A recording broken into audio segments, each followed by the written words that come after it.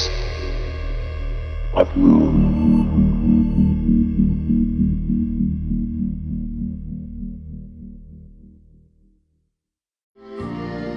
We have an unidentified flying object.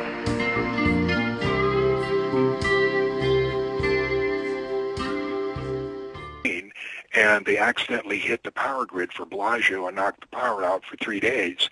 Well, this is unheard of because casinos have to have backup power because there's so much money rolling around.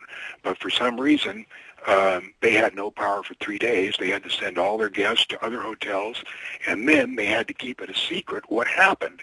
They had to make accidental disclosure forms for all the people from Nevada Energy to help work on it, because of course Nevada Energy wouldn't have known anything about this, but they would have had to be there to help repair the system because they hit the main grid, power grid for Bellagio. That sounds like one of the biggest massive cover-ups around, to go to every single casino in Nevada and say, hey, look, you're going to sign this non-disclosure agreement and not talk about it.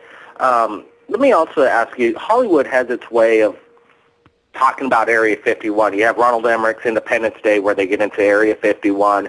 And then there's Zero Dark Trinity, Catherine Bigelow's movie about the Bin Laden raid, and they're in Area 51 dealing with this special new technology, aircraft, helicopter, / what you will. I know that they were thinking about making a Bob Lazar movie, and they're going to cast Matt Damon as Bob Lazar. Did you hear anything about that, and is that still a work in progress? No, that was 20 years ago they were doing that, and the actual recordings that New Line Cinema made are on the Bob Lazar website, and they interviewed him, and there's a lot of really good information. But just going back a few minutes, did you say notify all the casinos in Nevada? Yeah, you said that there was a major power outage, and they went to the casinos in Nevada to tell them, hey, look. No, just the Bellagio. How did it go? Just Bellagio. They were making a no track under that one, and they hit the power grid at Bellagio, and that's the only one that had the power out. Yeah, back to Area 51. When Bob Lazar was there during the briefings that he read about a firefight at Area 51, but really you uncovered that it took place at Dulce, correct? That's correct. We knew that about before, and we had told Bob about that before, and he said, I read a briefing that told exactly the way I told it, which was 40 scientists were being given a briefing by one of the Greys, and a Delta Force knew that they were not to go anywhere near a Grey with a loaded sidearm. Somehow one of the Delta Force accidentally walked into this room with a firearm, a pistol, in a holster, and there was no questions asked. The Grey just killed him immediately, and the rest of the Delta Force were watching on video, on the video that was recording all this, and they went to take revenge. And when they all stormed down there, the Grey just killed them all, and there was 40 scientists and 26 Delta Force that were killed. And some people have manufactured this into a war. It was not. It was just a very unfortunate accident. Now, since then, Philip Schneider was one person that talked about this a lot. Do you think that's the same incident, or is he incorrect, or possibly maybe a disinformation agent? What's your thought on him? What does he say about it? Philip Schneider was the person who said that he was encamped. Phil Schneider. Yeah, yes. No, he just took stories that he heard and manufactured them. Now, he did work underground, but I don't think he worked at Dulce, and there certainly wasn't a Dulce war, and he certainly didn't get wounded like he said he did. You know, speaking of Dulce, we mentioned Sandia. Can you tell us about Sandia? Yeah, Sandia is a corporation. It's also a mountain in near Albuquerque. It's used in many different things, but one of the things that the government uses to hide a new project is to use an old name, so that it's ever mentioned, nobody will ever wonder, oh yeah, I wonder what that is. But they use the old name so that if it comes up, like if somebody says, oh yeah, I was over at Zandia the day, somebody will just blow it off saying, oh, he was over at the corporation or something like that. And it's a very effective way to keep something quiet. That's a good way. Like you said, use a common name. That way people aren't thrown off by hearing some exotic name. Nonetheless, when we had Senator Gravel on, and actually during the citizen hearing, he talked about the military space program, and then again he did when we had him here on the station. Do you know anything about the military space program? Yeah, they used the money that they were going to use um, for the Apollo program. Well, actually, they used money from Mercury, Gemini, and Apollo. They used all that money to build their space platforms. They have 24 platforms, all weaponized. They use a molecular dissociation weapon that disintegrates anything they shoot at. Like they destroyed the World Trade Center 1 and 2. That's why there was very little debris left. If you used a conventional explosives to level the World Trade Center, there should be at least 13% or 13 stories left of debris, and there was barely one story left of debris, and everything that was disintegrated, all that concrete and steel was disintegrated into pieces of dust that were about 80 millimeters in diameter, and that was what was not millimeters. I'm trying to think of the word for it. Anyway, that was the dust that was floating around Manhattan. You saw those great big clouds of dust. That was the steel and the concrete being disintegrated by the molecular dissociation. And you can read all about that in Judy Wood's book, How the Towers Fell, which is an excellent book, which has chock full of diagrams, pictures, everything. And she really has it nailed to a weapon of disintegration like that. We got about 5 minutes till break, but you brought up a good point, 9/11, and I figured we could use this a few moments to talk about that. That seemed very odd when you hear all these engineers around the world saying it's not possible to bring down a building with a 747. It was built to withstand a crash of a 747. And if it had crashed in such a way, wouldn't it have it toppled instead of falling straight down? So nonetheless, everything just seemed fishy. And what you're saying about it disintegrating seems to fit very well. Do you think this was a false flag? And I've heard that also Israeli Mossad was involved. And if so, do you know how? I don't know who was involved, but there's certainly no airplanes crashing into the World Trade Center. The one at the Pentagon was a flyby. They flew by at 400 feet and went on to land at either Andrews or some other place. And the bomb in the Pentagon building was just conventional explosives. And the lady that, I'm trying to think of her name, April Gallup, was right 40 feet from that explosion, and she climbed out that hole with her 6-month-old son, who was in his car seat, and she went for triage on the grass. And she said, I saw no airplane, no drone, no helicopter, no nothing, and there was no smell of fuel, no jet fuel, no diesel, no aviation fuel, nothing of that sort. And the Army tried to get her to change her story, which she never has. And as far as the crash at, what was the name of that city in Philadelphia? I don't recall the name of that city, but I know exactly what you're talking about. Where I think, was it crashed or was it shot down? No, there was no airplane there. As a matter of fact, the ACARS unit, which is the unit that transmits engine and airplane data automatically to the ground, was still going, transmitting 4 hours after the alleged crash in the place. Agreed. You know, I hate to change this topic, but I guess we're talking about holograms. This would be a good point for you to bring up that story that you said. I don't know which room it was, but there was a presentation going on, and this person came out and spoke. I don't know if it was to filmmakers or what, and at the end he kind of winked out as if this person was the hologram. Can you tell us the details of that story?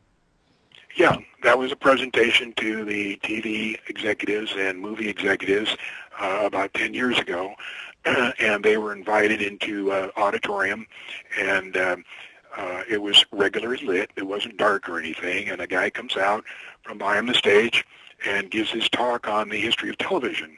And then the person I know that was there said it was really boring because he talked about the history of the vacuum tube and how that helped the television. And as he talked, he came down from the podium, stepped off the stage, walked up one aisle, walked down that aisle, walked up another aisle, walked down that aisle, back up on the stage, and then when he was done, he said thank you, and then winked out. And then nothing happened to that. People were told that that's the future of television, that it's a holographic image. And of course, it's developed a lot since then because the Japanese have now developed holograms, which are touchy-feely, and it means you can actually touch the projected holograms, which would be very interested for a certain industry that Hollywood's become involved in. You know, this is going to be the future, and already they've already weaponized holograms, correct? Weaponize them like what? In the sense of using them to scare people by saying a big object is flying over or a plane. Oh, absolutely. Do you know of any instances in the recent history that have been used them, such as our wars going on in Afghanistan or Iraq? No, I'm sure they did, though, but I don't know of any specific. Everybody, hang tight. We'll be right back with John Lear and Jeremy Corbell in a few short minutes. Third Phase of Moon Radio will be right back. Thank God, actually, I was going to bring you on and ask you the question because you've spent years, producing this film on John Lear, which, by the way, let me add, the other websites as well. Everybody, if you want to see Jeremy's projects, go to jeremycorbell.com. It's JEREMYCORBELL.com. Also, therealjohnlear.com, Lear for Lear. And, of course, his daughter's site, if you want to check out some amazing web art, is Jill Lear, JILL Lear.com. Be sure and check all those out. But Jeremy, in your years of working with John Lear to get this movie out, what was the most startling information that you came across? I think John is the most startling. Look, I was fascinated as a young child hearing George Knapp bring John Lear and Bob Lazar on the radio.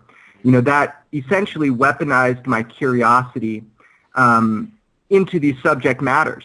And it was kind of like a childhood dream to reach out and speak with John. I kind of remember, John, maybe you'll remember this, but it took a long time for John to open the door for me. I mean, I was trying to contact him for a long time. And finally, when he did let me in, and we sat across his desk, he was kind of, I don't know, John, what you were doing, pressuring me or testing me, but, I had to ask the questions. If I didn't ask the questions, I wouldn't get the answers. So really, it's been a learning process with John. The process has been to learn the right question to ask. And if, something I admire about John is if he believes or feels that he doesn't know the answer, he will tell you that he doesn't know the answer. And then when he offers you what he believes to be true, it's up to you to question it. It's up to you to give it a test, to push on it. And John wants that. He doesn't intend for you to accept everything he believes, but rather, I believe, he intends to weaponize your curiosity and imagination. So the most startling thing that John ever told me was the first day I went to his house, and I said, John, what is the most amazing thing you've never told anybody? And for years, he still hasn't given me that answer. But I asked John, John, can you prove to me right now UFOs exist? John, do you have anything, a piece of paper, anything you can show me, one thing? And honestly, it's not one thing that brings someone to the conclusion that, yes, we are being visited by other intelligences, and yes, our government knows about it, and yes, this has been happening for a long time, and yes, there are even scientists that work on and back engineer these technologies. It's not one thing that brings you to that conclusion. Like when we held the citizen hearing, over 40 witnesses, everybody from astronauts to pilots to ex-military, giving testimony in front of congressional members, a senator, right? It's the accumulation of all of these experiences. It's the accumulation of all of this data. It's the personal witness reports, the millions of them over decades, that will lead a person to understanding the true nature of reality.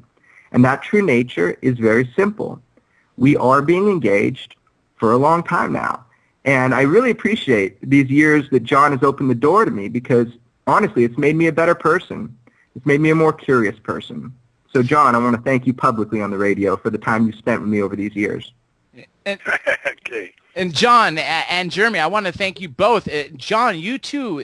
I've been following your work since 1989. I believe that first lecture you made before Bob Lazar came public, I don't know, maybe it was 1990. Literally, since I was a youngster, I was following the work, and to finally be able to ask you questions that I've built over the last 2.5 decades is, to me, a great honor. So I am thank you publicly as well for answering these questions and for coming on the show. To me, it is a great honor. We've had very distinguished guests on the show. We've had, as you heard earlier, astronaut, from the Citizen Hearing, Senator Gravel, you name it. People have been on, but you have been one of the people that I've wanted to speak for the longest time. So for that reason, I want to thank you and Jeremy for procuring this as well. And that's why I'm really excited to see this movie when it comes out. And speaking of movies, Jeremy, you got a couple more that are related to John, if I'm not mistaken, right? Yeah, I've been a busy boy, so all of that will be coming out. Right now, my main focus and intention is to work on Immaculate Deception.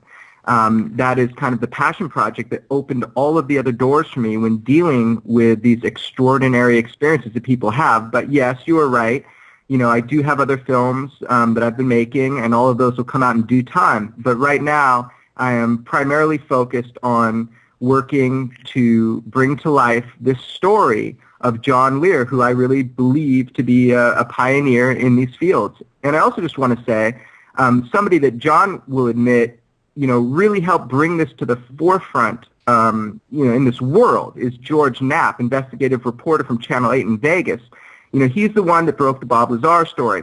But also, he's the one that took the risk of bringing John onto television, which he did before the Bob Lazar days. He did that when no one else wanted to pick up the hot potato John was passing around. And George Knapp, although he didn't believe what John was saying, he did take the risk of bringing John on television and giving him a moment to say what he believes to be true. And that really was the critical moment in ufology when, pilot, an ex-CIA pilot, John Lear, decided to tell the world what he believed to be true.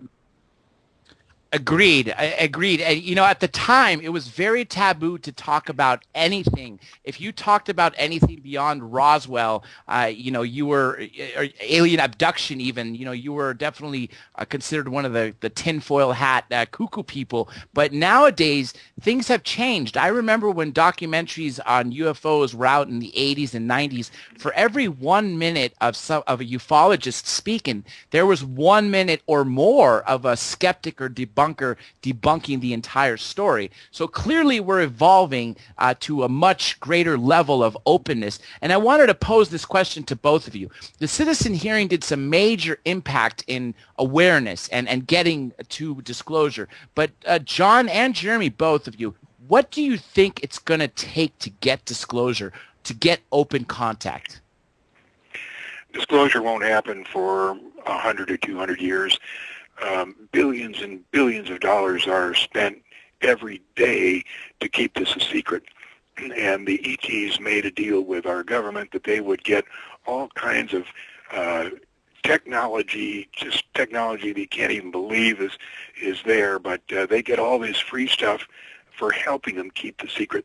So there's not going to be any disclosure within the next 100 years, so don't look for it. That's one thing I feared. I think especially now because 50, 60 years ago, everything was in government hands. But my fear is that everything is now in private corporations' hands, and they don't have to answer to the people. And that's what fears me. What do you know about that? Do you know Philip Corso and how he seeded the information? Do you believe his story? Most of it is true. Lear Incorporated was my dad's company. He formed in 1930 after he and Paul Galvin started Motorola. My dad split off, sold his half to Paul Galvin, and started Lear Incorporated. Lear Incorporated did a lot of military business, and in 1952 was selected to the prime contractor to develop anti-gravity, and they developed it and had it finalized by 1956. We've had our own saucers flying since then, and of course anti-grav is developed. There's all kinds of different types of anti-grav, but it's way and above what the average person knows about. You know, we are actually joined by a new caller, area code 717. Welcome to the show. What's your name? Hey, how you doing? This is Dan Bankert, part of the Living Moon Forum, also known as Shot in the Dark. How you doing? Excellent. You have a question for Jeremy or John? Yeah, I was going to talk to John. It's been a while, John. You probably remember who I am. Can you hear me? Yep, fine. Yeah. Hey, how you doing, John? It's been a while. John, I think a very interesting story that you told years ago that people might be interested in is the guy that built the gigantic excavator that he actually had to take a plane to fly it up around the excavator that went to the moon. And the thing was so big that the guy could not calculate exactly how large this machine was. And the thing was, John said, well, how did they get this object to the moon? And the guy said, I don't know, because that's how compartmentalization works. And the bucket excavator, the giant bucket excavator they took to the moon many years ago.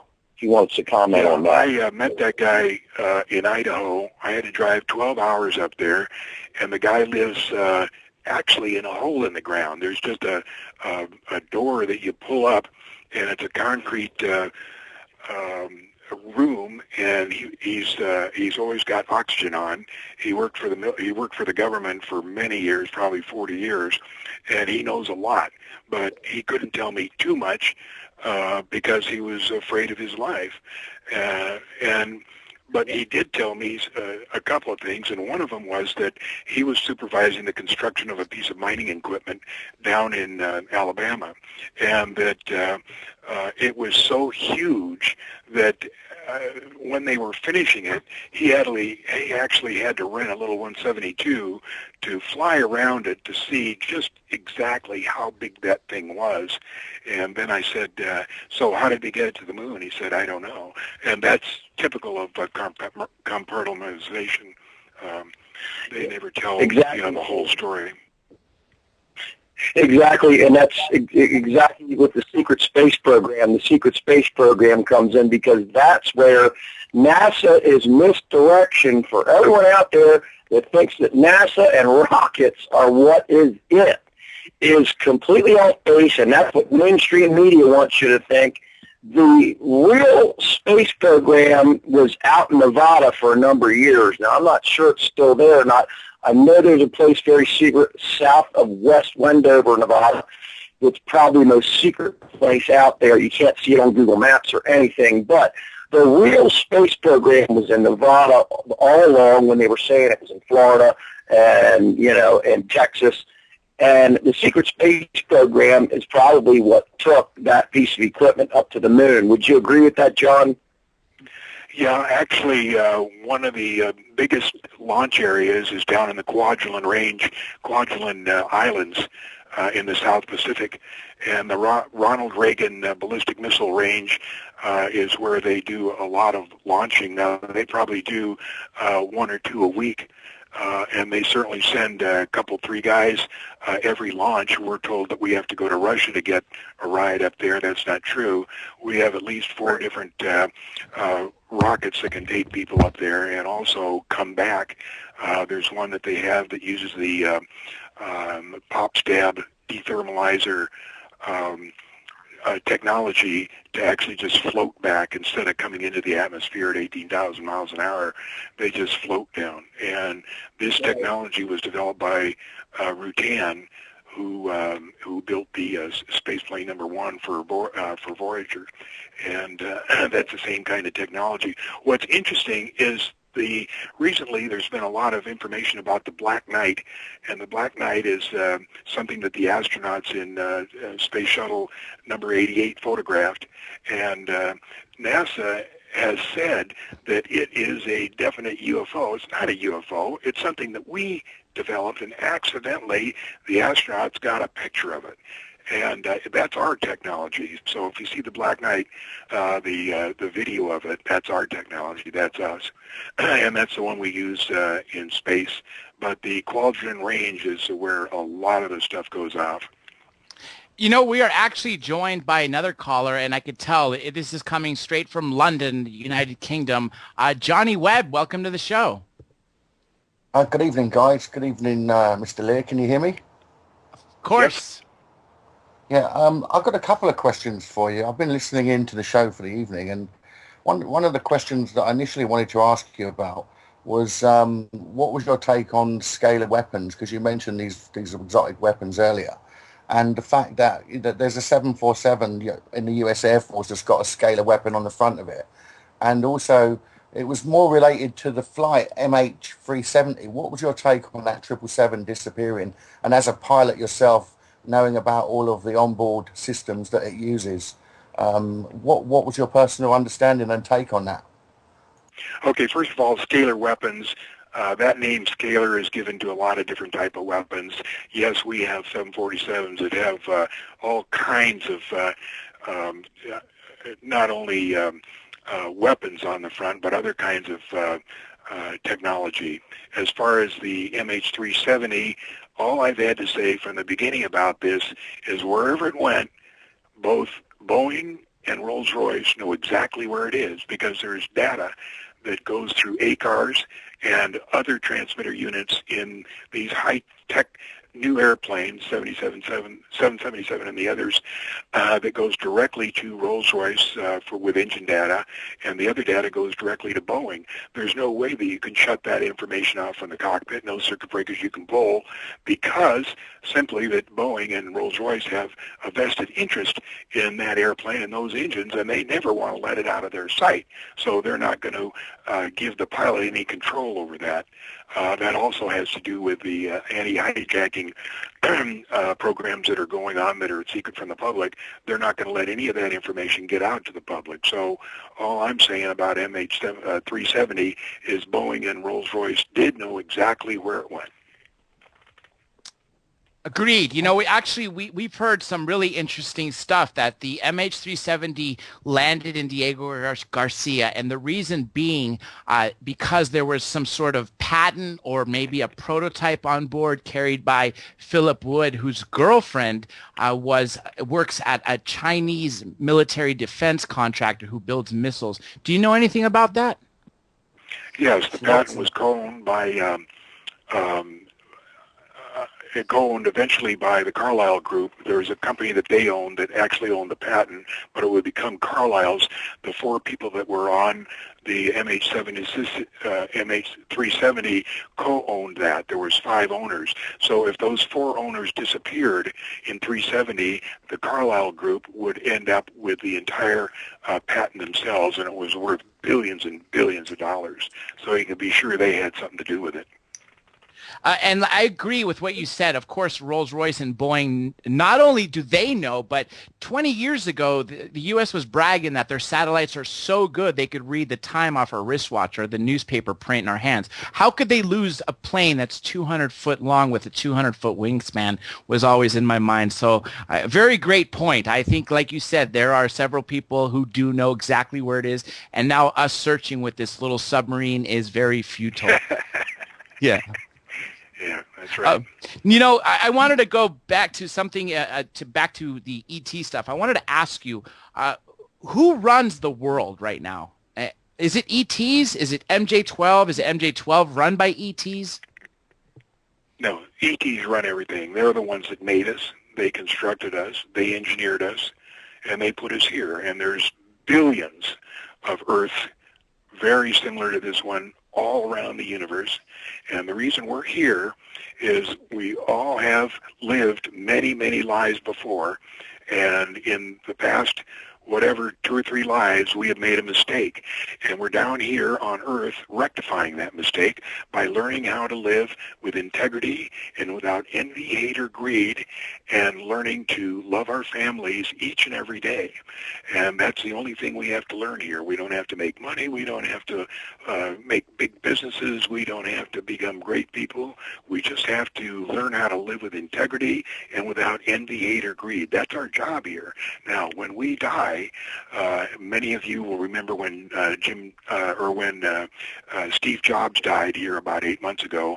The last thing he said, the minute before he died, he said, We have an unidentified flying object.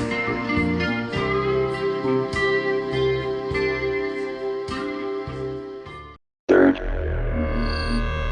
phase of moon.